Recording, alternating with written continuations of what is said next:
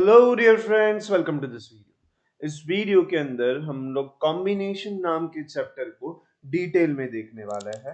हमारा टारगेट होगा सारे वो कॉन्सेप्ट को क्लियर करना जो आपको सीए फाउंडेशन या फिर ऐसे कोई भी कॉम्पिटिटिव एग्जामिनेशन जहां पर कॉम्बिनेशन हो उसमें हेल्पफुल हो। राइट। सो सबसे पहले कॉम्बिनेशन के अंदर हमारे पास होना चाहिए कॉम्बिनेशन का फॉर्मूला, दैट इज एनसीआर। यहां पर जब हम लोग कॉम्बिनेशन के बारे में बात करते हैं, यानी कि हम लोग चाहते हैं कि हम लोग कुछ चीजों को सिलेक्ट करना चाहते हैं। मानो कि अगर मेरे पास एन ऑब्जेक्ट है, उस एन ऑब्जेक्ट में से अगर आप आर ऑब्जेक्ट को सिलेक्ट करना चाहते हो, सिलेक्ट का मतलब क्या, आप उनको सिलेक्ट करोगे, यानी कि ऑर्डर इज नॉट इंपॉर्टेंट। तो कहीं पर भी आप प्रॉब्लम देखते हो जहां पर किसी भी टाइप का सिलेक्शन हो रहा है, ऑर्डर इंपॉर्टेंट नहीं है, तो आपके दिमाग में आ जाना चाहिए कि यहां पर कॉम्बिनेशन यूज।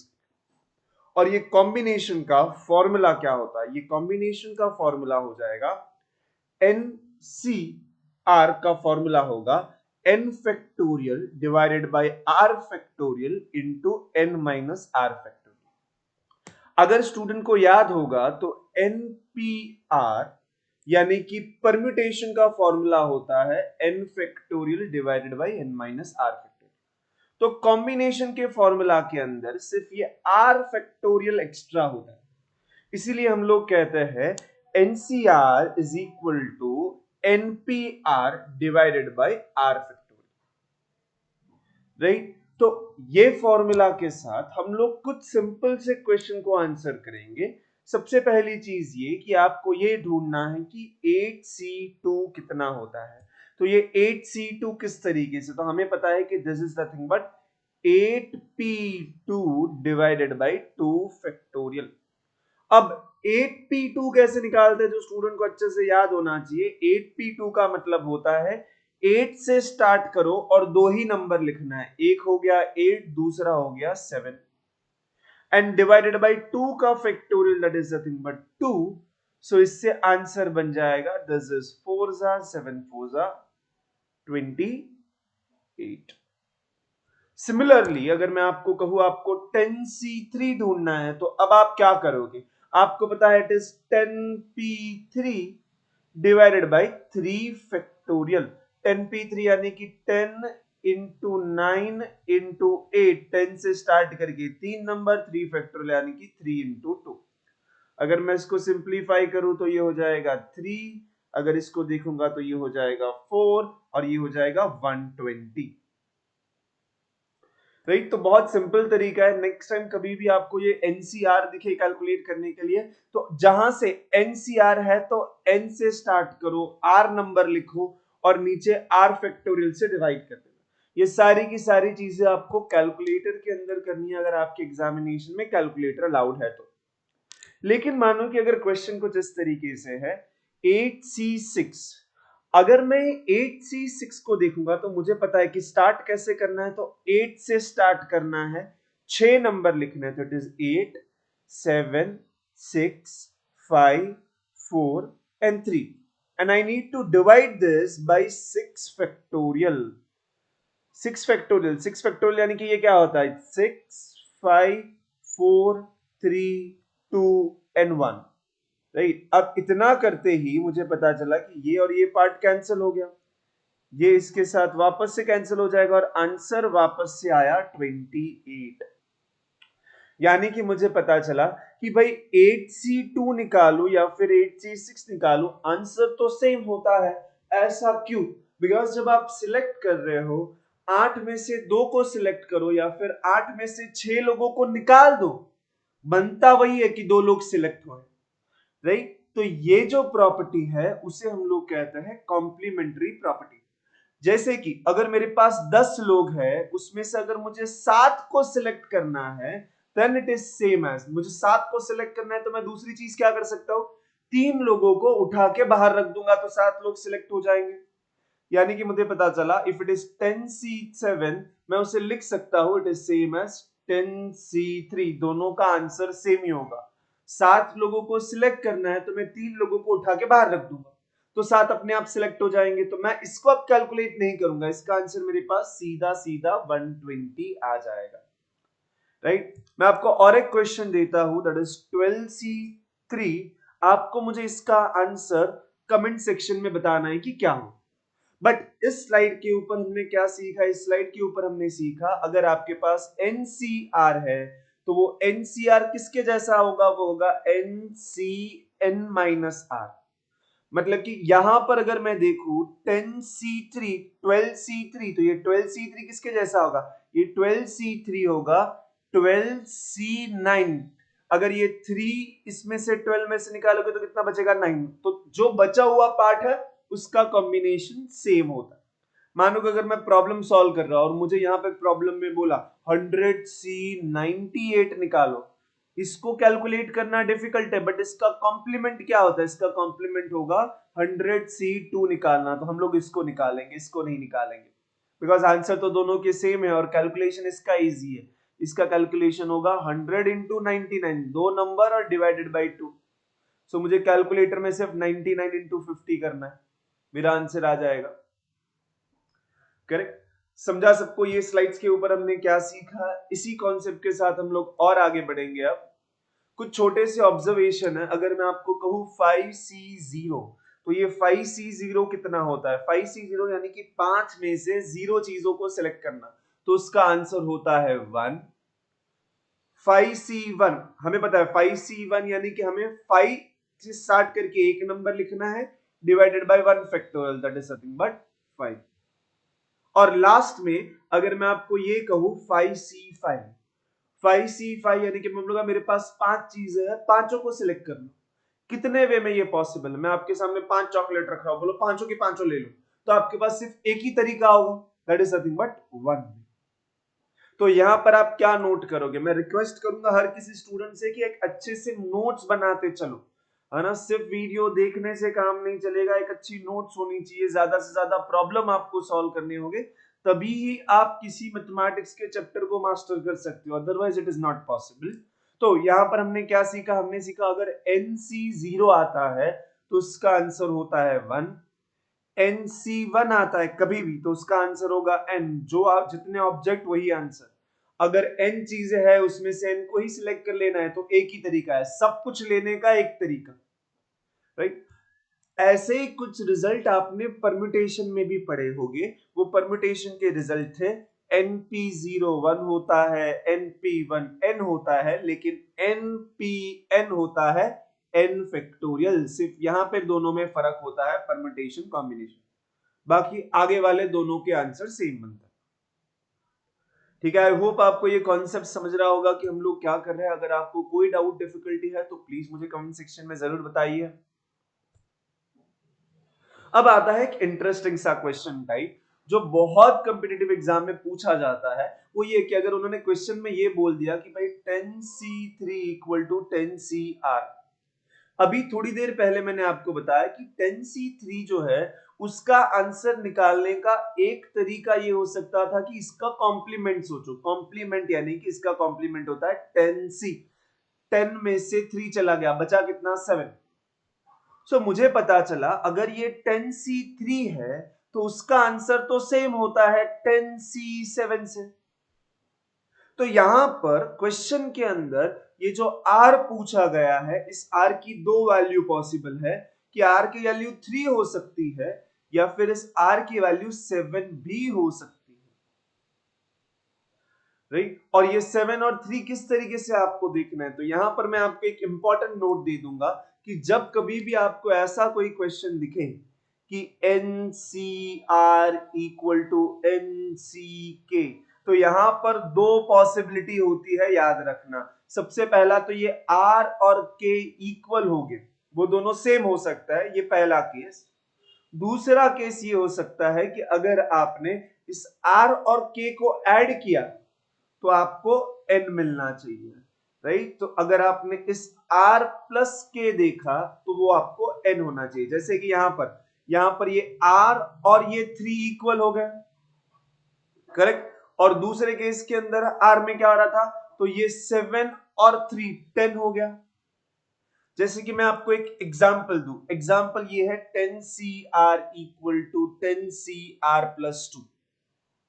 अगर जैसे मैंने दो ऐसे C इक्वल देखे, आगे का वैल्यू सेम था, तो मुझे पता चल गया कि मुझे यहाँ पे दो केस सोचने होंगे। पहला होगा कि दोनों नंबर सेम है यानी कि r equal to r plus 2। दूसरा केस क्या हो सकता है कि इन दोनों को अगर ऐड करूंगा तो ये नंबर बनना चाहिए, तो वो हो जाएगा r plus 2 equal to 10, right. दोनों को अगर ऐड करेंगे तो आंसर 10 होगा।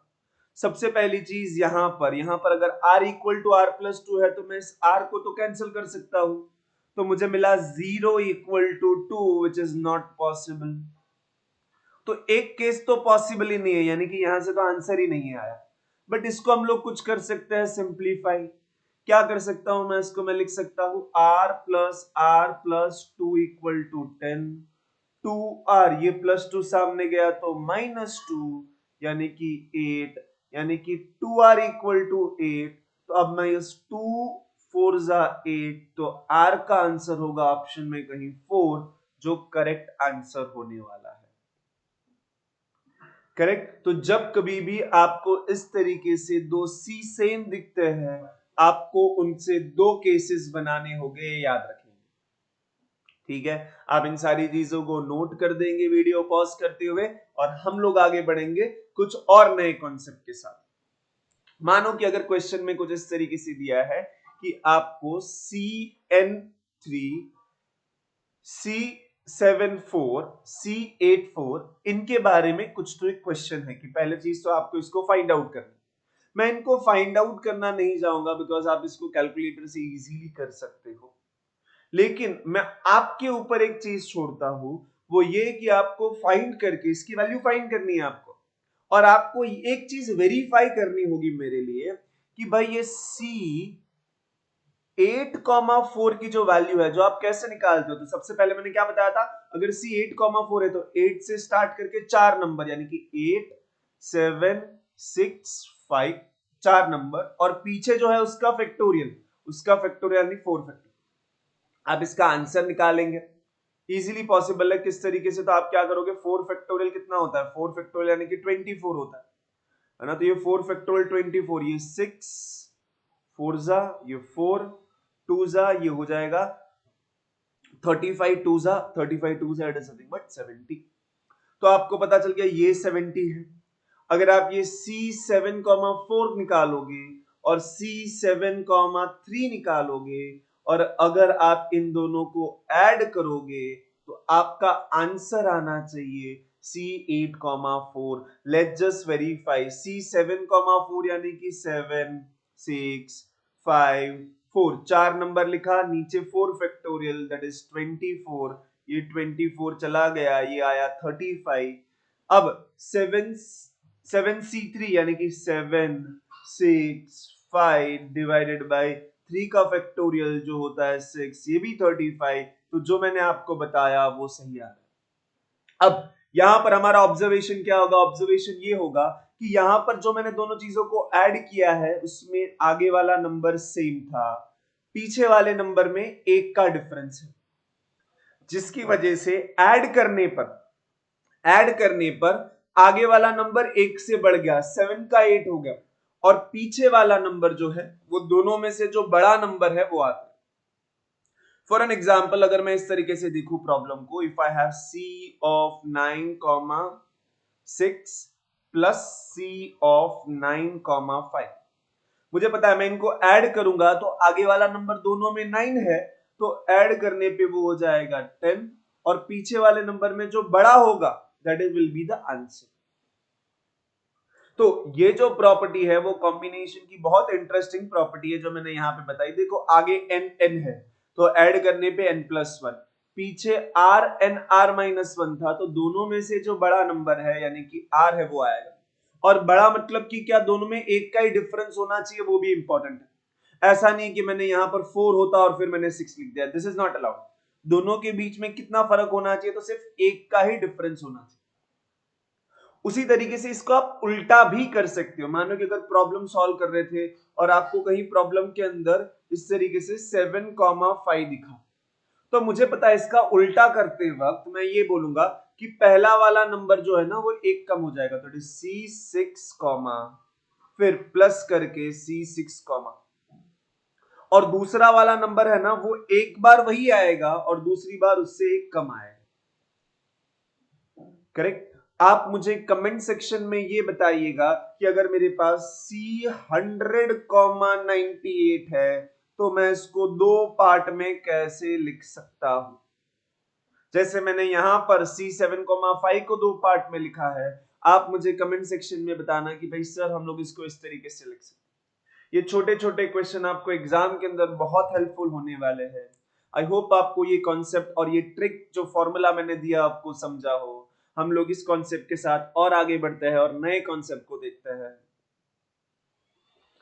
कुछ इंपॉर्टेंट से नोट आप लोगों के लिए, मैंने यहां पर दो नोट देने हैं आप लोगों को।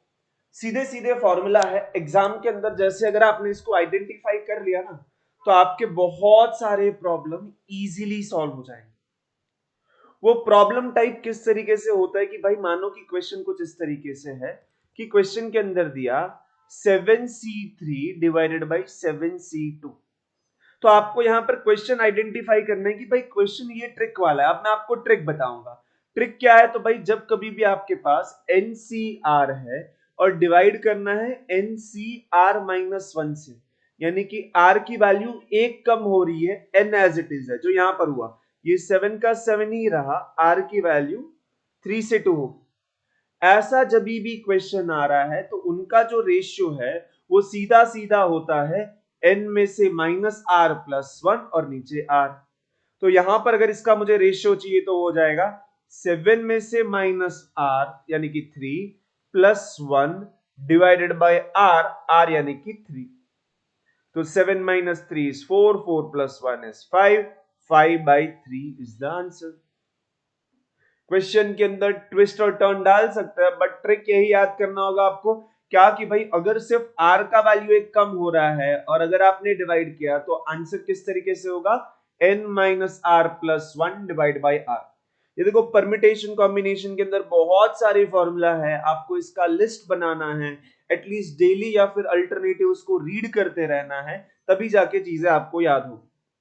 Right, okay. उसी तरीके से मैंने आपको और एक ट्रिक देना है, वो ये एज मैंने जैसे कि मैंने यहाँ पे कहा कि यहाँ पर r का वैल्यू कम हो रहा है, r का वैल्यू r से r-1 हुआ।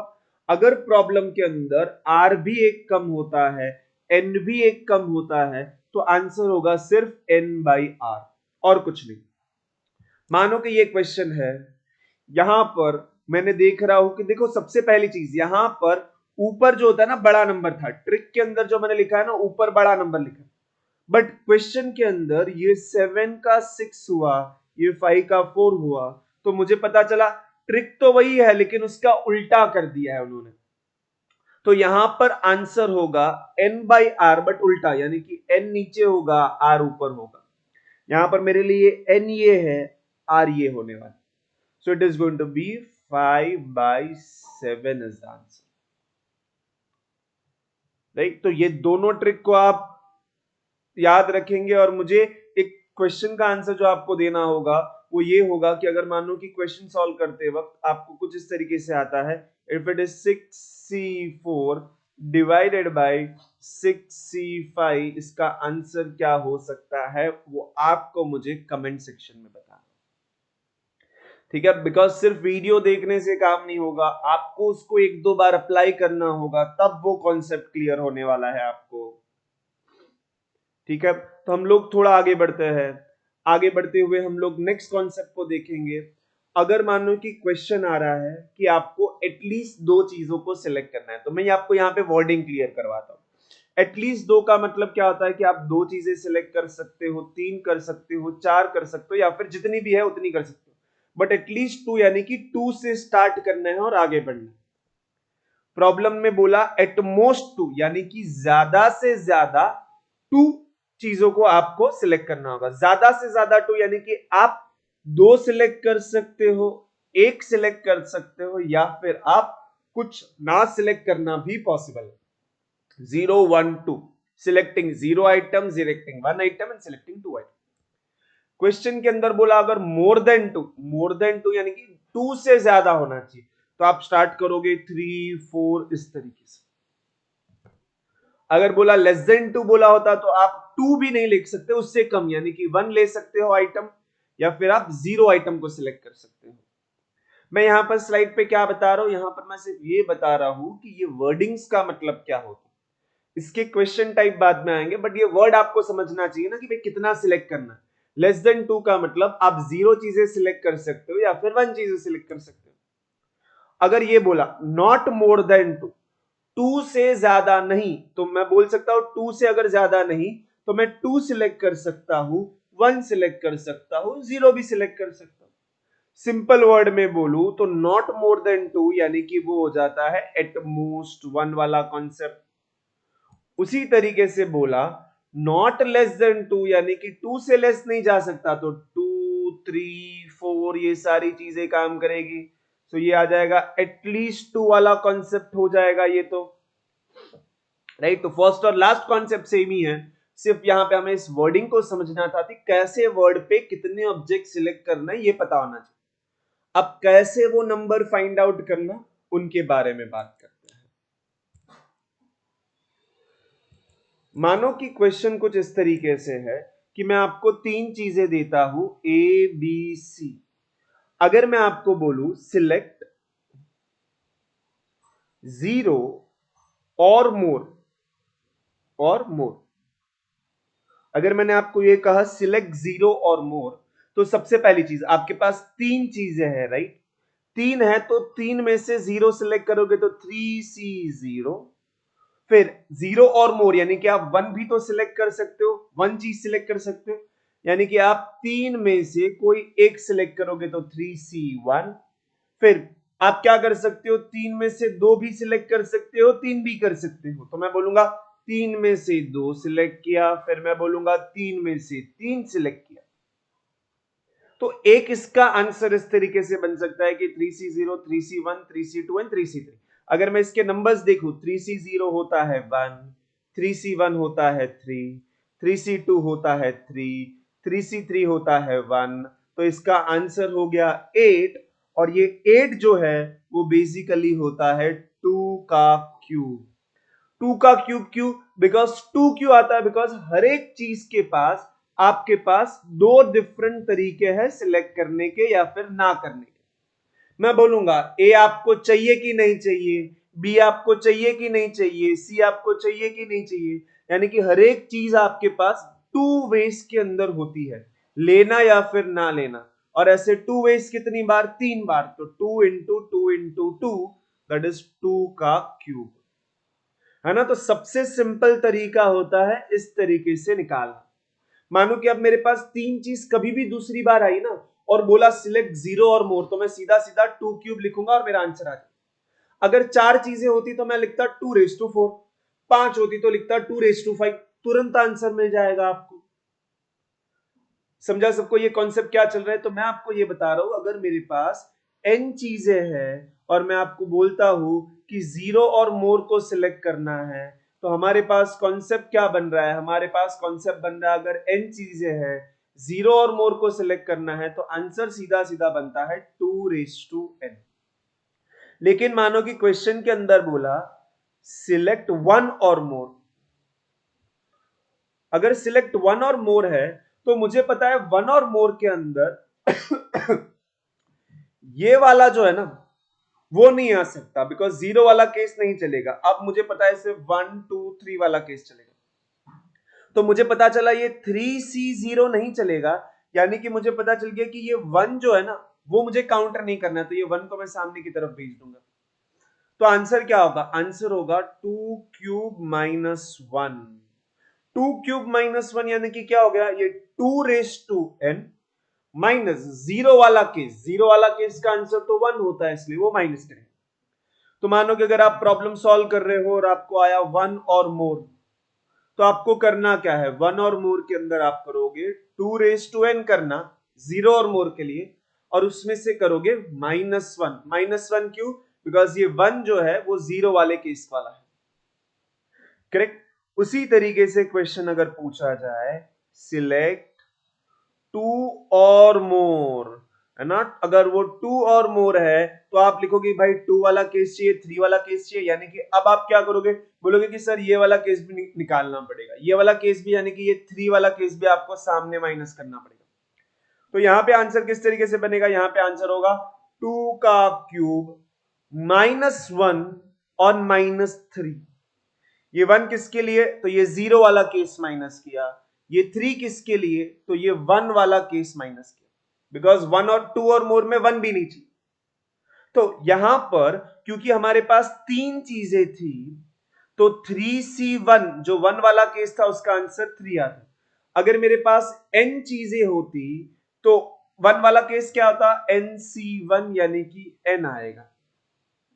तो मुझे पता चला अगर 2 और मोर है तो आंसर किस तरीके से है, 2n टोटल वेज, उसमें से -1 0 वाला केस -n 1 वाला केस माइनस करना।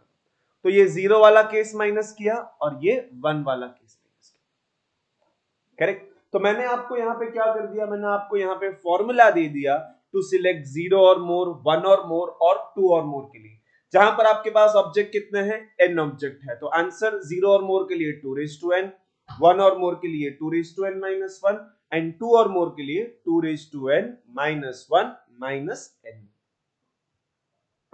समझा सबको ये कॉन्सेप्ट? यही कॉन्सेप्ट मैंने यहां पर आपको लिख के दिया है कि 0 और मोर तो 2n, यहां पर मैंने उसका फॉर्मूला लिख दिया इस तरीके से, 1 और मोर के लिए 2n minus 1, 2 और मोर के लिए 2n minus 1 minus n। इसी तरीके से हमें कभी भी अगर आपको प्रॉब्लम मिल रहा है टू सिलेक्ट समथिंग, देन हमें इसी कॉन्सेप्ट को यूज करना चाहिए, ठीक है। आगे बढ़ते हैं एक नए कॉन्सेप्ट के साथ। मानो कि मैं आपको एक सिंपल सा प्रॉब्लम दे रहा हूं, ये प्रॉब्लम टाइप आपके एग्जामिनेशन में कहीं पूछा जा सकता है। मानो कि मेरे 12 फ्रेंड्स है, out of which 6 friends are teachers, 2 उसमें से बिजनेसमैन बने और 4 मेरे फोकट फ्रेंड है ना। जिंदगी में बहुत सारे ऐसे दोस्त बनने वाले हैं जो फोकट ही रहेंगे। आई होप कि आप उस लिस्ट में ना हो किसी अपने फ्रेंड के। तो यहां पर मेरे पास टोटल 12 फ्रेंड है, मैं उनको इनवाइट कर रहा हूं फॉर अ डिनर। क्वेश्चन कुछ इस तरीके से है, मुझे उनको इस तरीके से इनवाइट करना है सच दैट एटलीस्ट एक फोकट फ्रेंड जो है ना वो इनवाइट होना चाहिए, एटलीस्ट 1 यानी कि 1 और मोर, एटलीस्ट 1 यानी कि 1 और मोर। अब मुझे पता है कि कंडीशन जो है वो फोकट फ्रेंड्स के ऊपर, मेरे पास 4 फोकट फ्रेंड है। अब मैंने बोला कि 4 फोकट फ्रेंड में एटलीस्ट 1 या फिर 1 और मोर, तो ये जो फोकट फ्रेंड थे उसके लिए मैं किस तरीके से उनको सिलेक्ट कर सकता, मुझे उनको सिलेक्ट करना है 1 और मोर। तो मुझे पता है 1 और मोर यानी कि 2n minus 1, यहां पर फोकट फ्रेंड के लिए n क्या है, तो वो है 4, सो इट इज 2 minus 1। अब बाकी के जो फ्रेंड है उनके ऊपर कोई कंडीशन नहीं है। मेरे बाकी फ्रेंड कितने हो गए, बाकी मेरे पास 8 फ्रेंड है, 8 फ्रेंड यानी कि 6 + 2 8 हो गए। तो अगर 8 फ्रेंड है विदाउट एनी कंडीशन, यानी कि वहां पर हो गए 0 और मोर फ्रेंड। अगर मेरे 0 और मोर फ्रेंड है, वहां पर मेरे पास कंडीशन 0 और मोर का है, तो हमने क्या सीखा था वहां पे होता है 2n, और यहां पर अदर के लिए तो 8 फ्रेंड थे मेरे पास, इसलिए इसका आंसर होगा 2 8 इंटू 2 4 -1। मानो कि अगर मैं क्वेश्चन कुछ इस तरीके से दे दूं कि at least 1 of each, at least 1 of each, यानी कि अब मुझे हर किसी के अंदर एटलीस्ट 1 सोचना है। तो टीचर के लिए अगर एटलीस्ट 1 सोचूंगा तो मुझे पता है 1 और मोर, तो टीचर 6 थे, तो टीचर को सिलेक्ट करने के कितने तरीके थे, तो 2 6, एटलीस्ट 1 यानी कि 0 वाला माइनस कर दिया। फिर बिजनेसमैन 2 थे, तो उसमें आएगा 2 एटलीस्ट 1 है यानी कि 0 वाला case minus, so it is -1। फोकट 4 है, तो मुझे पता चल गया कि यहां पर हो जाएगा 2 -1। ठीक है, तो यहां पर हम लोग क्या कर रहे हैं, सिलेक्ट कर रहे हैं। अगर आपको ऐसी कोई कंडीशन वाला एग्जाम्पल कहीं दिख जाता है तो ये अप्रोच से आपको सॉल्व करना। मैं आप हर किसी को रिक्वेस्ट करूंगा कि आपको क्या करना है, आपको ऐसे ही बहुत सारे प्रॉब्लम्स को आपको अपनी मॉड्यूल से, ऑनलाइन से, जहां पर भी क्वेश्चन मिल रहा है अपने एग्जाम से पहले बहुत सारे प्रॉब्लम सॉल्व करके रखो। ठीक है, हम लोग थोड़ा और आगे बढ़ते हैं। मानो कि क्वेश्चन कुछ इस तरीके से है, अच्छा प्रॉब्लम है। There are 12 bulb from which 4 are defective. If 2 or more connected to the bulb, in how many of the trial room will be lighted? तो यहां पर ये जो प्रॉब्लम है वो इंटरेस्टिंग प्रॉब्लम है। क्यों? बिकॉज आपके पास टोटल 12 बल्ब है, उस 12 बल्ब में से 4 जो है वो डिफेक्टिव है और बाकी बचे हुए 8 जो होंगे वो उसमें वर्किंग होने वाले हैं। अब क्वेश्चन ये बोल रहा है कि इस 12 बल्ब में से आप कितने सिलेक्ट कर रहे हो, आप कितने सिलेक्ट कर रहे हो? 2 बल्ब्स आर सिलेक्टेड, यानी कि आप दो बल्ब को सिलेक्ट करने वाले हो और आप उसको ट्राई करोगे। आप चाहते हो कि रूम के अंदर लाइट हो जाए। देखो, अगर रूम के अंदर लाइट होनी है तो उसको होने का तरीका क्या है? रूम के अंदर लाइट होने के लिए अगर एक भी बल्ब सही लग गया तो लाइट हो जाएगी, दोनों बल्ब लगे तो भी लाइट हो जाएगी। बट ऐसे प्रॉब्लम को करने का एक तरीका होता था जो हमने सोचा, एक बल्ब सही हो या फिर 2 बल्ब सही हो। बट इसको करने का इजी तरीका ये होगा, जब कभी भी आपको लाइट दिख रहा है तो उसका कॉम्प्लीमेंट सोचो। लाइट होना ये कंडीशन डिफिकल्ट होगी, यहां पे मैंने नंबर छोटे लिए इसलिए इजी है, अदरवाइज अगर मैंने यहां पर नंबर बड़े लिए होते तो केसेस बढ़ जाते। मानो कि अगर मैंने बोला 5 को मैं सिलेक्ट कर रहा हूं तो एक बल्ब सही हो, 2 सही हो, 3 सही हो, 4 सही हो, 5 सही हो, केसेस बढ़ते जाएंगे। तो जब कभी भी आपको ऐसे कोई प्रॉब्लम दिख जाए तो आपको करना क्या है? जब कभी भी रूम के अंदर लाइट चाहिए तो उसका उल्टा सोचो। उसका उल्टा इजी है क्या? रूम के अंदर लाइट होना उससे इजी होगा सोचना कि रूम के अंदर डार्क रहे, है ना? अगर रूम को डार्क रखना है तो मुझे पता चला मेरे जो 2 बल्ब है वो दोनों के दोनों कैसे होने चाहिए? वो दोनों के दोनों डिफेक्टिव होने चाहिए, राइट? तो मैं 2 को सिलेक्ट कर रहा हूं। डार्क होने का तरीका क्या हो सकता है कि मैं दोनों के दोनों बल्ब डिफेक्टिव में से सिलेक्ट करूंगा, राइट? तो मुझे पता चला डिफेक्टिव में से सिलेक्ट करूंगा यानी कि 4 में से मैं ये 2 बल्ब सिलेक्ट करूंगा। So it is 4C2। 4C2 किस तरीके से निकालेंगे? तो 4 से स्टार्ट करके 2 नंबर डिवाइडेड बाय 2 फैक्टोरियल और ये हो जाएगा 6। अब देखो सर, क्वेश्चन में तो लाइट पूछा था, आपने डार्क निकाला, तो लाइट का आंसर कैसे निकालें? अब देखो, डार्क वाले 6 है, टोटल में से अगर मैं डार्क होने वाले केस निकाल दूंगा तो बचेगा क्या? लाइट वाले केस। तो again I have used the concept of complement. जब भी आप प्रॉब्लम सॉल्व कर रहे हो, ये देखो क्या जो पूछा है वो निकालना इजी है कि उसका कॉम्प्लीमेंट पार्ट इजी है। यहाँ पे लाइट से इजी होता है डार्क निकालना, इसीलिए मैंने डार्क निकाला। अब मैं क्या निकालूंगा? टोटल कितने वेज में ये हो सकता है, टोटल वेज कितना हो सकता है? तो आप क्या कर रहे हो, आप 12 में से सिर्फ 2 सिलेक्ट कर रहे थे ना। So total ways is nothing but 12C2।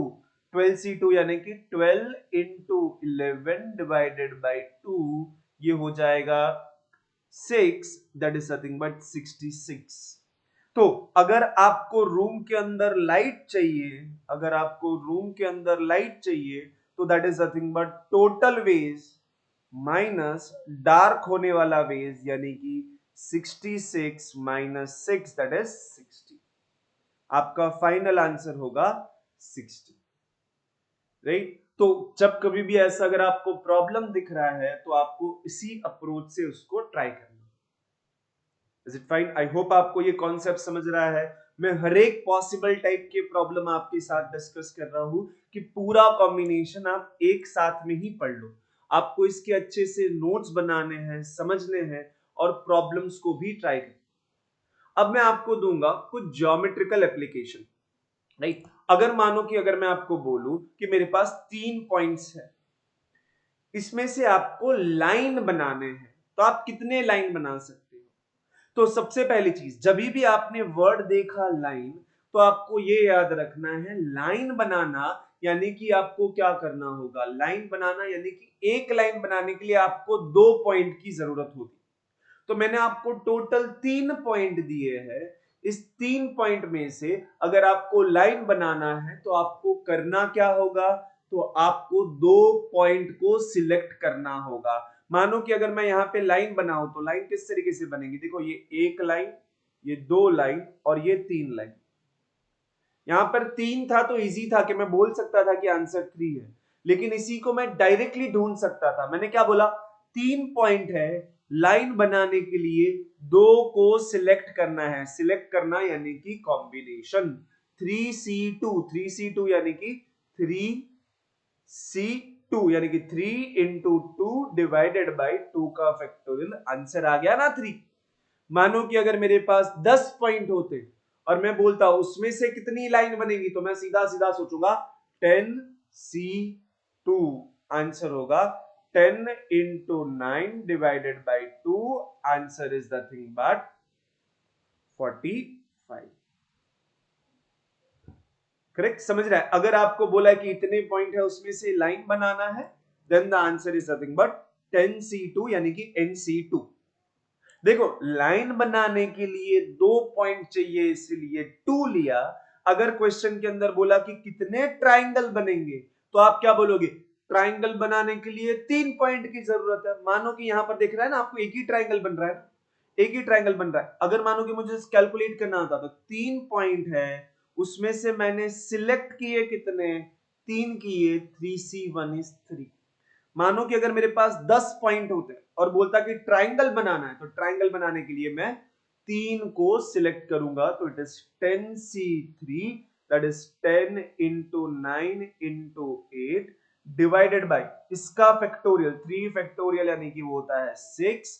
तो पहले तो ये 3 2 जा 3 3 जा, ये हो जाएगा 4, ये हो जाएगा 120 is the answer. Total 120 triangle बन सकते हैं फ्रॉम 10 पॉइंट्स। राइट, सबको ये कॉन्सेप्ट समझा मैंने क्या बताया। एक इंटरेस्टिंग सा क्वेश्चन होता है, क्वेश्चन कुछ इस तरीके से कि भाई अगर नंबर ऑफ लाइन पूछा है तो वो होता है NC2, अगर ट्राइंगल पूछा है तो वो होता है NC3। इस पॉइंट के अंदर यहां पर क्वेश्चन के अंदर ये बोला जाएगा कि नो 3 पॉइंट्स आर कोलिनियर। ये कोलिनियर का मतलब क्या होता है कि एक ही लाइन के अंदर जो पॉइंट होते हैं उन्हें हम लोग कहते हैं कोलिनियर। जैसे कि 1 2 और ये 3, मैं कहूंगा कि ये कोलिनियर पॉइंट है ना। कोलिनियर से क्या होता है ना कि हमारे नंबर्स थोड़े कम हो जाते हैं। मानो कि अगर मैं आपको ये 3 पॉइंट देता हूं, है ना, मानो कि अगर मैंने आपको ये 3 पॉइंट दे दिए, इसमें से कितनी लाइन बना पाओगे, इसमें से सिर्फ एक ही लाइन बन सकती है, वो ये। तो यहां पर काउंटिंग थोड़ा बदल जाता है जब पॉइंट्स कोलिनियर होता है, राइट। तो कोलिनियर के लिए हमें थोड़ा सा ध्यान रखना होगा। तो मैं आपको एक एग्जांपल दे देता हूं। मानो कि मेरे पास कुछ इस तरीके से पॉइंट है, 1 2 3 और 4। इसमें से मैं देखूंगा तो 1 2 और ये 3 पॉइंट जो है, ये 3 पॉइंट कोलिनियर है। इसमें से कितनी लाइन जा सकती है वो देखते हैं। एक लाइन ये होगी, दूसरी उसी के ऊपर हो सकती है। मानो कि पहली जो लाइन थी येलो वाली, वो मैंने इन दोनों पॉइंट को सिलेक्ट करके बनाई। दूसरी जो है वो मानो कि मैंने दूसरे किसी 2 पॉइंट यानी कि इन दोनों को सिलेक्ट करके बनाई, तो ये ऑरेंज लाइन। अब मैं ऐसा भी तो कर सकता हूं कि मैं पहला एक पॉइंट ये सिलेक्ट करूं, एक पॉइंट ये सिलेक्ट करूं, जिसके उसकी के ऊपर लाइन आ जाए। तो यहां पर क्या होता है ना, जब कोलिनियर होता है तो लाइन एक के ऊपर एक के ऊपर एक आ जाती है। बट क्या ये 3 लाइन को अलग अलग काउंट करना चाहिए? नहीं। तो यहां पर भले ही ये 3 लाइन बनी, बट काउंट तो वो एक ही होगी, राइट। तो उसी तरीके से और कुछ लाइन बन रही है, वो ये 1 2 3। तो यहां पर टोटल हमारे पास बनती है 4 लाइन। कौन सी है? तो ये पहली, दूसरी, तीसरी और ये चौथी।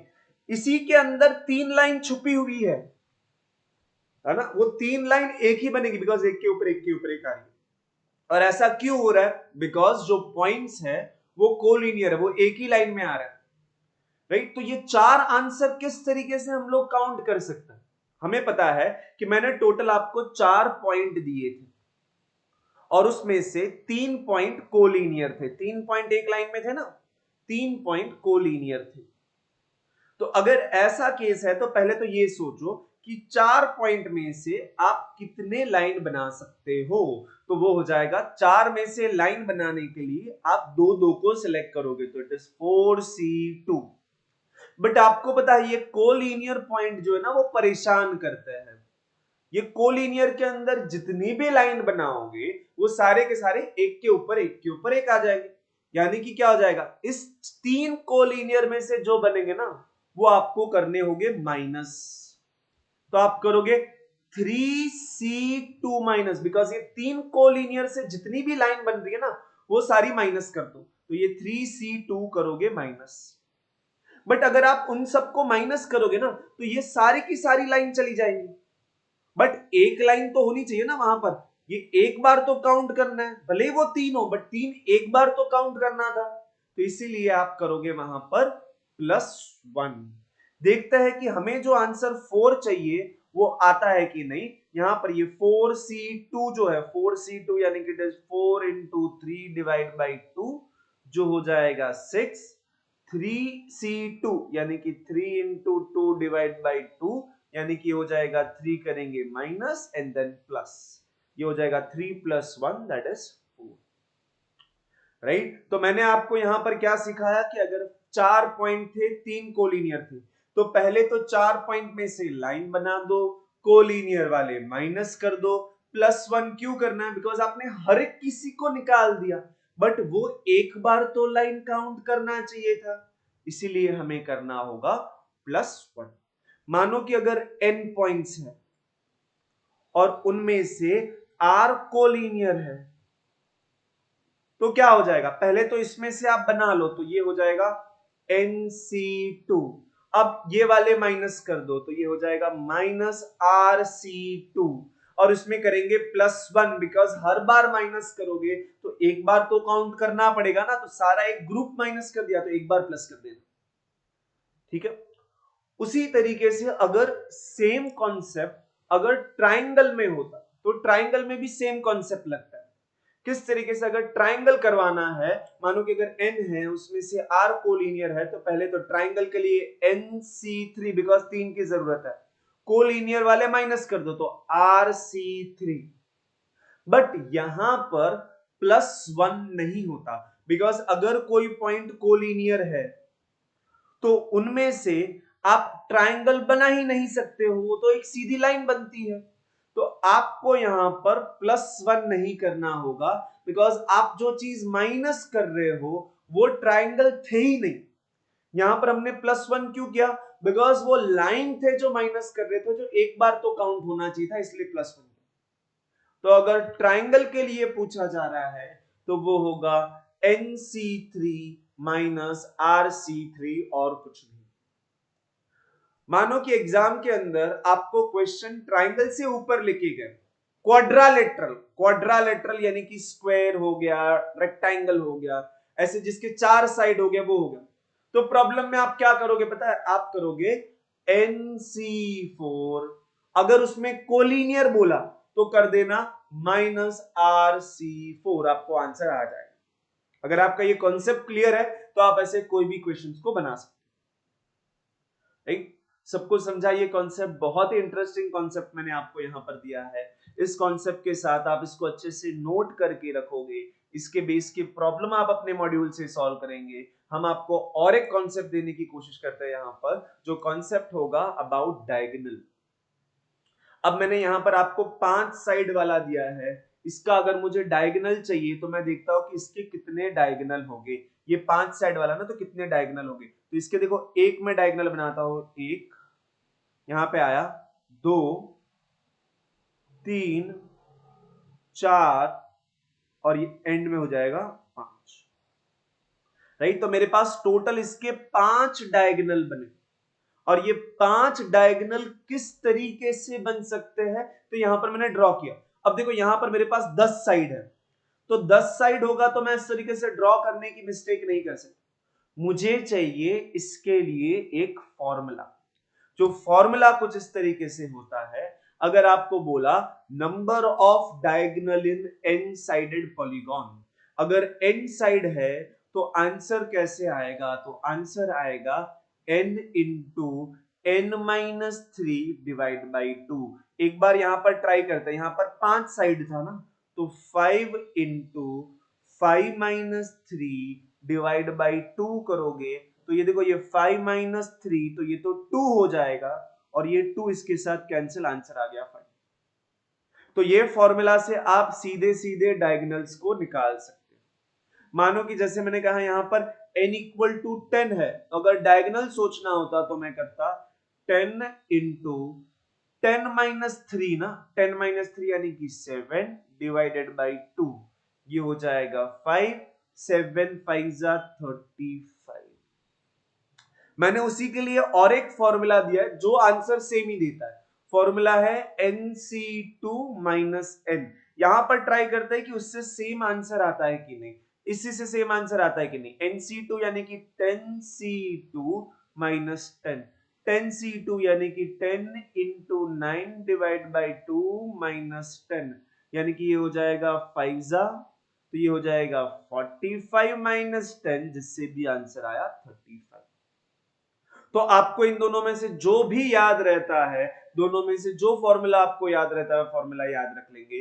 क्या पूछा है, नंबर ऑफ डायगोनल पूछा है, अगर n साइड है तो फॉर्मूला होगा n minus three by two. अगर आप इससे कंफर्टेबल हो तो इसको याद रख लेना, nc2 माइनस n, दोनों से सेम ही आंसर मिलेगा। ये थोड़ा मुझे इजी लगता है बिकॉज जल्दी आंसर दिख जाता है, वो nc2 ढूंढना नहीं पड़ता और कुछ नहीं है, right. So it is n minus three divide by to. मैं आपके लिए एक क्वेश्चन रखूंगा, मानो कि अगर मेरे पास n की वैल्यू अगर 12 है तो कितने उसके डायगोनल होंगे, ये आपको मुझे बताना होगा। ठीक है, कितने डायगोनल है वो आप मुझे कमेंट सेक्शन में प्लीज बताइए। मैं चाहता हूं कि आप इंटरैक्टिव तरीके से इस वीडियो को देखें, ऐसा नहीं कि वीडियो देखा भूल गए। आप साथ साथ में प्रॉब्लम भी सॉल्व करेंगे और मेरे साथ आप कमेंट सेक्शन में बातें भी कर सकते हैं, राइट। ओके, चल हम लोग थोड़ा आगे बढ़ेंगे और किसी एक कॉन्सेप्ट के साथ। मानो कि अगर मैं आपके पास एक छोटा सा कॉन्सेप्ट रखता हूं कि मेरे पास 3 चॉकलेट है, 5 पिज्जा है मेरे पास और 5 केक है, 4 पिज्जाज है और 5 केक। अगर मैं आपके लिए क्वेश्चन ये पूछूं कि आपको जितना चाहिए आप सिलेक्ट कर सकते हो, आप जितना चाहिए आप उसमें से सिलेक्ट कर सकते हो। यहां पर ये जो चॉकलेट्स है ना, वो सारे के सारे आइडेंटिकल है, ये पिज्जा भी सारे के सारे आइडेंटिकल है, केक भी सारे के सारे आइडेंटिकल है। अब देखो, कुछ आप में से ऐसे लोग हो सकते हैं ना जो बोलेंगे नहीं नहीं सर, नहीं चाहिए नहीं चाहिए नहीं चाहिए। यानी कि कोई मुझे आके बोलेगा कि 3 चॉकलेट मैंने आपके सामने रखे, मान लो 3 5 स्टार है, आपके पास कितने चॉइस हो गए, आपके पास चॉइस होगी कि आप नहीं लोगे, यानी कि आप 0 सिलेक्ट करोगे, या फिर आप एक भी सिलेक्ट कर सकते हो, या फिर आप 2 भी सिलेक्ट कर सकते हो, या फिर आप 3 सिलेक्ट कर सकते हो। तो ये चॉकलेट लेने के आपके पास कितने तरीके हैं, 1 2 3 4, बिकॉज यहां पर चीजें आइडेंटिकल है ना, तो आप कोई भी 2 चॉकलेट उठाओगे तो वो एक ही तरीका हो गया, कोई भी एक चॉकलेट उगाओगे तो भी एक तरीका हो। तो मैं यहां पर क्या कर रहा हूं, मैं यहां पर अलाइक ऑब्जेक्ट में सिलेक्ट कर रहा हूं, है ना। तो मानो कि अगर मैं आपको बोलूं 3 चॉकलेट है, आप कितने अलग अलग तरीके से ले सकते हो, कुछ भी ना लेना एक तरीका, दूसरा तरीका 1 ले लेना, तीसरा तरीका 2 ले लेना, चौथा तरीका 3 ले लेना। तो मुझे पता चला यहां पर 3 चॉकलेट थे ना, इसलिए 4 डिफरेंट वेज में आप चॉकलेट ले सकते हो। अब उसी तरीके से अगर आप पिज्जास के लिए सोचोगे, तो अगर 4 पिज्जा है ना, तो आपके पास तरीके क्या है, कुछ ना लेना, 1 लेना, 2 लेना, 3 लेना या फिर 4 लेना। टोटल यहां पर कितने तरीके हो गए, 1 2 3 4 5, यानी कि टोटल 5 तरीके हो गए। बीच में वर्ड आ रहा है एंड, आपको सिलेक्ट करने में बीच में एंड आएगा ना, कि चॉकलेट लेना एंड पिज्जा लेना, एंड आता है तो हमें पता है मल्टीप्लाई करना। उसी तरीके से मैंने क्या ऑब्जर्व किया, 3 चॉकलेट थी तो 4 आया, 4 पिज्जा थे तो 5 आया। अगर 5 केक रखे हैं, सारे के सारे आइडेंटिकल या फिर अलाइक है, तो मैं बोल सकता हूं 5 है तो यहां पर आंसर आएगा 6, राइट। तो यहां पर हम लोग क्या सीख रहे हैं, सिलेक्टिंग इन अलाइक, जितनी चीजें हैं उससे एक ज्यादा, जितनी चीजें हैं उससे एक ज्यादा, राइट। अब मानो कि यही क्वेश्चन कुछ होता और मैं आपको ये बोलता select at least one of each, मतलब कि ऐसा नहीं कि आप 0 चॉकलेट ले सकते हो, अब आप 0 चॉकलेट नहीं ले सकते, अब आप 0 पिज्जा नहीं ले सकते, बिकॉज एटलीस्ट एक उठाना होगा। केक के अंदर आपके पास क्या चॉइस होगा, 1 2, 2 केक ले लो, 3 ले लो, 4 ले लो या फिर 5 ले लो। अगर एटलीस्ट 1 बोला ना, तो जितनी चीजें हैं उतने आपके पास चॉइस है। 3 चॉकलेट है तो आपके पास 3 तरीके हैं, एक उठाना, 2 उठाना, 3 उठाना। तो मुझे पता चला चॉकलेट लेने के 3 तरीके, पिज्जा लेने के 4 तरीके, केक लेने के 5 तरीके, right. At least one of each बोला तो आपको क्या करना होगा, जितनी चीज उतने आपके पास तरीके। अब इसी के अंदर लास्ट क्वेश्चन ये हो सकता है कि भाई किसी एक के अंदर कंडीशन डाल दे, select at least 3 cake, at least 3 cake यानी कि कम से कम 3 लेना, यानी कि 1 और 2 आपके पास चॉइस नहीं है। बट चॉकलेट और पिज्जा पे कंडीशन नहीं है ना, तो चॉकलेट कितनी ले सकते हो आप, 0 चॉकलेट भी ले सकते हो, पिज्जा के अंदर भी आप 0 पिज्जास भी ले सकते हो। तो अब चॉकलेट सिलेक्ट करने के कितने तरीके, तो भाई 3 थे ना, तो 4 तरीके।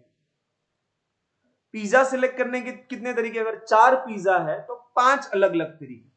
बट केक सिलेक्ट करने के कितने तरीके हो गए, 1 2 और 3, सो इनटू करेंगे 3। ठीक है, आई होप आपको ये अलाइक ऑब्जेक्ट वाला कॉन्सेप्ट समझा हो। यहां पर चीजें अलाइक है ना, बोला नहीं कि दे आर डिफरेंट। ऐसे प्रॉब्लम होते हैं फ्रूट वाले प्रॉब्लम, 8 एप्पल है, 9 मैंगोज है, 3 ऑरेंजेस है, how many ways you can select, select at least one, select at least one in each. ऐसे प्रॉब्लम में ये कॉन्सेप्ट काम आता है, राइट। तो इसके रिलेटेड जो नोट है वो मैंने यहां पे लिख के दिया है। अगर आपके पास P चीजें अलाइक है, Q चीजें अलाइक है, R चीजें अलाइक है, और आपको बोला 0 और मोर, तो आप क्या करोगे, 0 और मोर के अंदर हम लोग क्या करते हैं, 0 और मोर के अंदर आपको मैंने क्या बताया, जितनी चीज उससे एक ज्यादा। अगर P चीजें है तो P+1, Q थी तो Q+1, R थी तो R+1। अगर बोला एटलीस्ट वन ऑफ ईच, जब एटलीस्ट वन आता है ना, तो आपको पता है कि आपको क्या करना है, जितनी चीज है वही नंबर, जितनी चीज उतना ही नंबर, जितनी चीज उतना ही नंबर। लेकिन अगर क्वेश्चन के अंदर ऐसा बोला select at least one overall, overall अगर एटलीस्ट वन चाहिए तो आप क्या करोगे, टोटल आपने ये निकाला था, टोटल वेज, उसमें से एक माइनस करोगे तो आपको मिल जाएगा एटलीस्ट वन। ये एक कौन सा है, तो ये 0 वाला केस है, राइट। तो ओवरऑल के अंदर आपको करना क्या है, तो 0 और मोर यानी कि P+1 Q+1 R+1 जो था उसमें से करना होगा -1। और बहुत बार क्वेश्चन के अंदर क्या होता है ना, उन लोग ऐसे बोलते नहीं है सिलेक्ट एटलीस्ट वन, बट मैं बोलूंगा, मैं मार्केट में जाना हूं फ्रूट लेने के लिए, वहां पर 8 एप्पल्स थे और 3 ऑरेंजेस थे, इन how many ways I can select a fruit. अगर उन्होंने बोला है सिलेक्ट करना है फ्रूट को, तो ये याद रखो, अगर सिलेक्ट करना है तो कुछ ना कुछ तो लेके आओगे ना मार्केट से। तो उसका मतलब क्या, कि अगर उन्होंने नहीं बोला था बट फिर भी अगर सिर्फ सिलेक्ट अ फ्रूट बोला, तो भी आपको ये समझना होगा कि एटलीस्ट एक चीज आप उठा के लेके आओगे।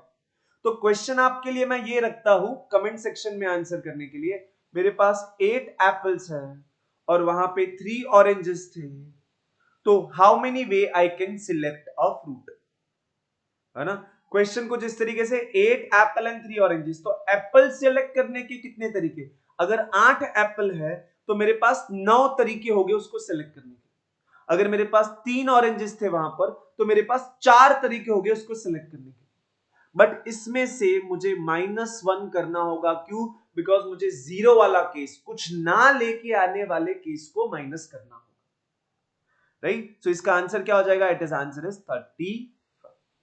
अगर मैं आपको क्वेश्चन कुछ इस तरीके से दूं जो आप मुझे कमेंट सेक्शन में आंसर करोगे, मैं आपको बोलूंगा मेरे पास 11 एप्पल्स है, मेरे पास मार्केट में 5 ऑरेंजेस है, and there are 6 banana, in how many way I can select a fruit, I can select a fruit. चलो इतना ही क्वेश्चन है कि मार्केट जा रहा हूं, how many way I can select a fruit. पहला क्वेश्चन होगा सिलेक्ट करना, और दूसरा क्वेश्चन होगा select each at least one, select at least one of each.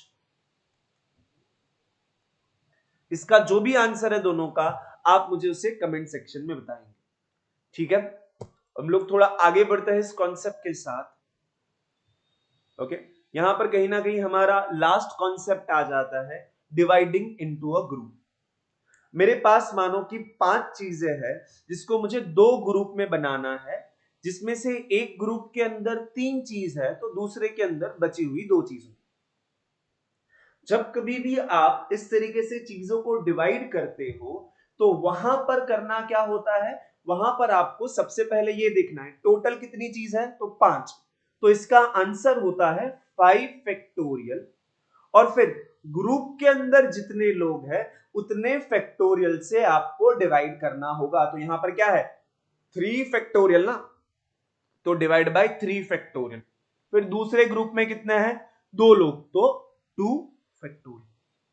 तो जब कभी भी आपको ऐसा क्वेश्चन दिखे कि भाई कुछ ग्रुप है उसको डिवाइड करना है सर, तो टोटल लोग है वो ऊपर, ग्रुप के अंदर जितने हैं उतना फैक्टोरियल से डिवाइड करना होगा। मानो कि ये क्वेश्चन है 15 चॉकलेट है, डिवाइड करना है 654 में, तो इसका आंसर होगा 15 factorial divided bye 6 factorial 5 factorial 4 factorial. Right, यहां पर 15 चीजों को इस तरीके से ग्रुप में डिवाइड कर दिया। मानो कि अगर मैं क्वेश्चन इस तरीके से देता हूं कि the number of ways in which dividing 15 chocolate equally into 3 students. Right, मेरे पास 3 स्टूडेंट है, हर किसी को इक्वली चॉकलेट देनी है, तो हर किसी को कितना मिलेगा मुझे पता है। इस बार ग्रुप बनने वाला है 5 5 5 का, तो टोटल थे 15 इसलिए 15 फैक्टोरियल, हर एक ग्रुप के अंदर 5 फैक्टोरियल, तो 5 फैक्टोरियल 5 फैक्टोरियल 5 फैक्टोरियल। अब मैंने और एक क्वेश्चन यहां पर लिया, the number of ways to divide 15 chocolate equal into 3 boxes.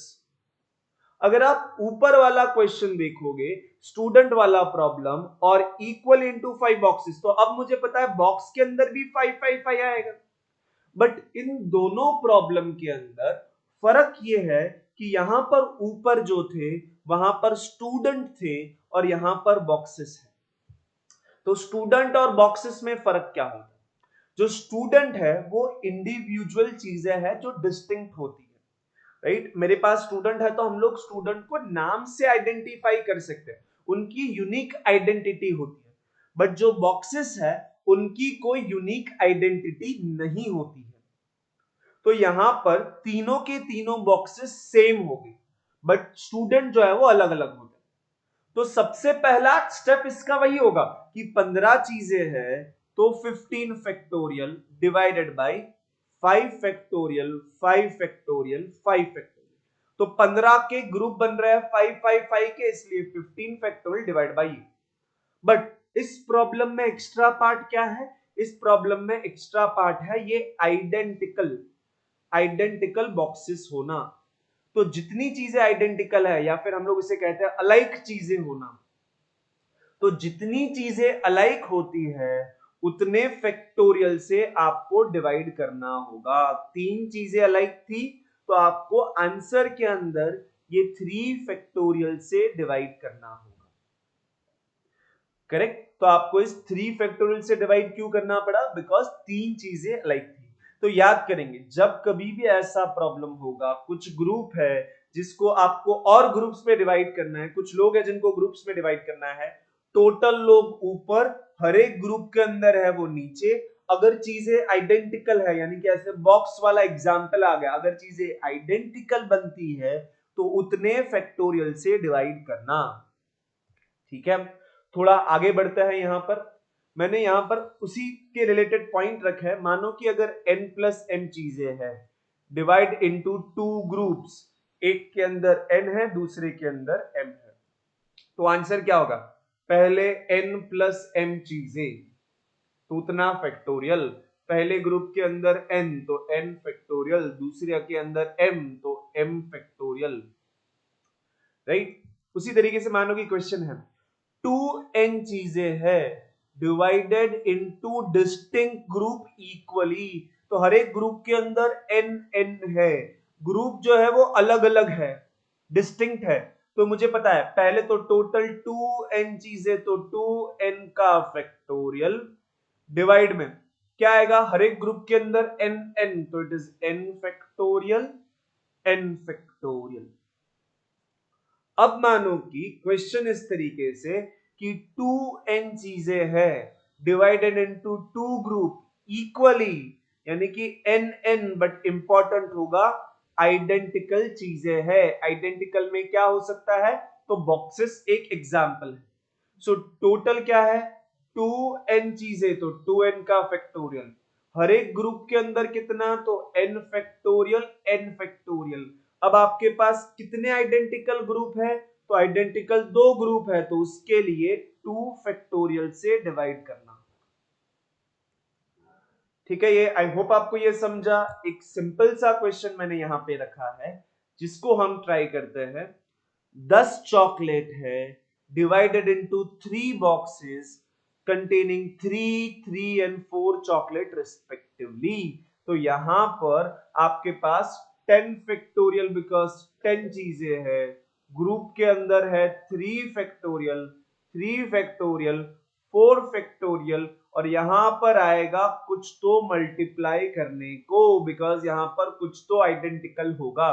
यहां पर 3 बॉक्सेस है लेकिन तीनों के तीनों बॉक्सेस आइडेंटिकल है, ये कैसे पता चलेगा, यहां पर 3 में से एक बॉक्स थोड़ा अलग होगा।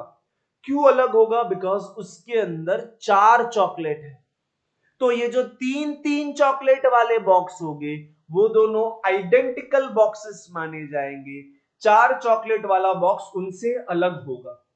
तो यहां पर आपके पास कितने आइडेंटिकल बॉक्स है, तो सिर्फ 2 आइडेंटिकल बॉक्स है, बिकॉज 2 ही ऐसे बॉक्स है जिसके अंदर 3 चॉकलेट है।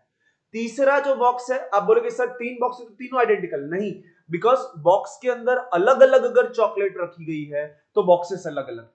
मानो कि अगर मैं आपको ये बोलता 10 चॉकलेट्स है, एक 3 बॉक्स में रखा मैंने, बट पहले बॉक्स के अंदर 2 रखा, दूसरे के अंदर मैंने 3 रखा और इसके अंदर 5 रखा, तो ये तीनों बॉक्सेस अलग अलग हो गए ना, बिकॉज तीनों को आइडेंटिफाई कैसे करूंगा, एक 2 बॉक्सेस वाला 2 चॉकलेट वाला बॉक्स लेके आओ, 3 चॉकलेट वाला बॉक्स लेके आओ, 5 चॉकलेट वाला बॉक्स लेके आओ, ऐसा मैं आपको बता सकता हूं। तो तीनों बॉक्सेस अलग अलग हो। अगर बॉक्स है और उसके अंदर सेम नंबर ऑफ चॉकलेट है तब जाके वो आइडेंटिकल बनते हैं। Is it fine? सबको ये कॉन्सेप्ट समझा? बहुत ही इंटरेस्टिंग कॉन्सेप्ट है, इसके ऊपर प्रॉब्लम्स को जैसे आप सॉल्व करोगे आपको और क्लियरिटी मिलनी चाहिए। ठीक है, हम लोग थोड़ा आगे बढ़ते हैं विद दिस कॉन्सेप्ट कि भाई अगर आपके पास नंबर ऑफ फैक्टर्स पूछा, 120 अगर नंबर है तो सबसे पहली चीज आप क्या करना, 120 को फैक्टराइज कर देना। फैक्टराइज यानी कि 2 से डिवाइड करूंगा तो 60, 2 से करूंगा तो 30, 2 से करूंगा तो 15, 3 से करूंगा तो 5, 5 से करूंगा तो 1। तो यानी कि आप 120 को क्या लिख सकते हो, 120 को आप लिख सकते हो ये 2 कितनी बार, 2 3 बार, तो इट इज 2 का क्यूब। फिर 3 कितनी बार, तो 3 एक बार, तो 3 रेज टू 1। फिर ये कितनी बार, 5, तो 5 एक बार, तो 5 रेज टू 1। अगर आपको नंबर ऑफ फैक्टर्स बोला है तो नंबर ऑफ फैक्टर के लिए हम लोग ये देखते हैं कि ये फैक्टर करने के बाद अब यहां पर जो पावर है 3 है, 1 है, 1 है, तो आपको उनको एक बढ़ा देना होगा। 3 का हो जाएगा 4, 2 का 1 का हो जाएगा 2, ये 1 का हो जाएगा 2। क्यों ऐसा मैं कर रहा हूं, बिकॉज आपके पास 2 जो है ना वो 3 बार है, तो ये 2 को लेने के कितने तरीके हमने अभी अभी सीखा, ये तीनों के तीनों 2 आइडेंटिकल है ना, 2 2 2 3 बार मल्टीप्लायर है, आइडेंटिकल है। तो आपके पास 2 को लेने के कितने तरीके हैं, आप एक 2 लोगे, 2 बार 2 लोगे, 3 बार 2 लोगे, या फिर आप 2 लोगे ही नहीं। ठीक है, अभी थोड़ी देर पहले हमने किया अलाइक वाला कॉन्सेप्ट है ना, ये अलाइक वाला कॉन्सेप्ट है। अगर 3 बार 2 है तो आपके पास 4 तरीके लेने के, ना लेना, एक बार लेना, 2 बार लेना, 3 बार लेना, राइट। तो अब आप इसको क्या करोगे, आपको सिर्फ इनको मल्टीप्लाई करना है। 4 into 4 आंसर इज 8, राइट। जब कभी भी आपको ऐसा कोई क्वेश्चन दिखता है तो आपको करना क्या है, फैक्टराइज करना है और पावर्स को देखना है। अगर उन्होंने बोला कि भाई इसके फैक्टर कितने हैं, तो इसके टोटल 8 फैक्टर है टोटल, बट उसमें से एक फैक्टर 120 खुद होता है, बिकॉज 120 खुद का फैक्टर है ना। फैक्टर का मतलब क्या, ऐसे नंबर जो 120 को डिवाइड करते हैं। तो 120 को डिवाइड करने वाले कौन से नंबर होते हैं, अगर मैं लिस्ट करने की कुछ कोशिश करूं तो वो हो सकता है 1 डिवाइड करता है, 2 करता है, 3 करता है, 5 करता है, 6 कर सकता है, उसको 10 डिवाइड कर सकता है, उसको 12 डिवाइड कर सकता है, उसको और कौन सा नंबर डिवाइड करेगा, इसको और कौन सा नंबर डिवाइड कर सकता था, तो 24 उसको डिवाइड कर सकता था। 24 के बाद और कौन सा नंबर उसको कर सकता है, 24 आई थिंक, देन 60 कर सकता है, एंड देन आई थिंक ये 120 भी कर सकता है। तो ये 1 2 3 4 5 6 7 8 9 10, आई थिंक हमने कहीं कुछ मिस्टेक की है। कहां पर मिस्टेक की है, कुछ छोटी सी मिस्टेक हो गई है हमसे। कहां पर मिस्टेक दिख रही है आपको, 120 है ना, मैंने कहीं मिस्टेक की है। अरे 24 डिवाइड करता है 6 5 3 2 1 1 4 4, 4 भी तो डिवाइड करता है। हमने कहीं तो एक छोटी मिस्टेक कर दी है, मिस्टेक पकड़ना होगा। कहाँ पे मिस्टेक हो गई, 120 divide by 2 60, 60 divide by 2 30, 30 divide by 2 15, 15 divide by 3 5, 5 divided by 5 1, यहाँ तक तो सही है। अरे यार ये गलत था, किसी ने मुझे बताया भी नहीं। ये होता है 4 2 8, 8 2 16 इज द आंसर, यानी कि टोटल 16 फैक्टर हो गए। तो टोटल 16 फैक्टर हो गए, जिसमें से कुछ ही मैंने यहाँ पर लिखे हैं, बट इसके बीच में कुछ फैक्टर होने वाला है। बट मैं आपको ये बताने वाला था, extremely sorry for the mistake, I think थोड़ा घाई करते वक्त मैंने 4 + 4 कर दिया, 4 into 4, तो टोटल 16 हो गए। उसमें से एक फैक्टर होने वाला है ये 120 खुद। तो बहुत बार क्वेश्चन में पूछते हैं कि भाई टोटल कितने फैक्टर हो गए, तो 16। बट अगर बोला number of different factors of this, जब कभी भी उन लोग फैक्टर वर्ड यूज कर रहे हैं और ऑप्शन के अंदर अगर आपको 15 भी दिखा, तो आपको 15 को सिलेक्ट करना चाहिए, बिकॉज 120 तो खुद ही है। अगर उससे डिफरेंट फैक्टर बोला तो आपको ये 120 इसमें से एक फैक्टर माइनस करना, तो आंसर होगा उसका 15। तो मानो कि अगर आपके पास टोटल नंबर ऑफ फैक्टर पूछा है, तो आपने सबसे पहले उसको प्राइम डीकंपोज किया, यानी कि प्राइम के फॉर्म में लिख दिया, और हमें पता चला आंसर कैसे आएगा। तो आंसर आएगा जो भी पावर है उसको +1 करके मल्टीप्लाई करना। लेकिन अगर different factors from number itself उसको छोड़ के बोला, तो जो आंसर आया उसमें से करना होगा -1, और कुछ नहीं। ठीक है, ओके, सही। तो ये बहुत ही अच्छा क्वेश्चन हमने यहाँ पे सॉल्व किया। आप मुझे कमेंट सेक्शन के अंदर ये बता सकते हो कि अगर मानो कि नंबर है 100, तो उसके टोटल कितने फैक्टर होंगे, है ना। 100 के टोटल कितने फैक्टर है आप सोच सकते हो, ये ट्रिक को लगा के आंसर निकालना, ठीक है। अब मैंने ये क्वेश्चन यहां पे रखा है, ये सीए फाउंडेशन का दिसंबर 2023 का प्रॉब्लम है, जो हमें साथ में डिस्कस करना है। प्रॉब्लम है 15C3R इक्वल टू 15CR+3। हमारे आज का जो रिकॉर्डिंग है उसके अंदर का सबसे पहला कॉन्सेप्ट यही था, जब कभी भी ऐसे दो सी इक्वल मिलते हैं तो याद रखो कि दो केस बनेंगे। पहला केस क्या होगा, कि पहला केस होगा ये और ये इक्वल मान लो, यानी कि 3R इक्वल टू R+3। तो इससे अगर आंसर आ गया तो वही सही है, बट चेक करते हैं। सबसे पहले ये R जो है वो सामने भेजेंगे, तो it is 3R minus R equal to 3, 2R equal to 3। R की वैल्यू आ गई 3/2, जो पॉसिबल नहीं है, बिकॉज R हो N हो वो इंटीजर होता है, फ्रैक्शन नहीं। अब दूसरा केस, दूसरा हमें क्या पता है कि ये प्लस ये करने पर 15 आना चाहिए। तो क्या कर सकते हैं, 3R plus r plus 3 equal to 15, ये हो गया 4r, ये 3 सामने गया तो ये हो जाएगा 12, तो आपके पास r इक्वल टू 12/4 यानी कि हो गया 3, r की वैल्यू 3 यानी कि इसका करेक्ट आंसर था ऑप्शन सी। ठीक है, तो इस वीडियो के अंदर हमने क्या सीखा? इस वीडियो के अंदर हमने ये सीखा कि ऑर्डर अगर मैटर नहीं करता है तो कॉम्बिनेशन को यूज करना है, लेकिन कॉम्बिनेशन के अंदर बहुत सारे कॉन्सेप्ट थे। मैंने कोशिश की कि एक ही वीडियो के अंदर आपको ज्यादा से ज्यादा कॉन्सेप्ट दूं। Somewhere video you might feel it is fast, आप उसको स्लो डाउन करो, एक या फिर 2 बार देखो, अच्छे से नोट्स बनाएंगे, मॉड्यूल में से क्वेश्चन को सॉल्व करेंगे। अगर कोई डाउट डिफिकल्टी है तो कमेंट सेक्शन में जरूर लिखिए, I will try to solve your doubt soon as possible.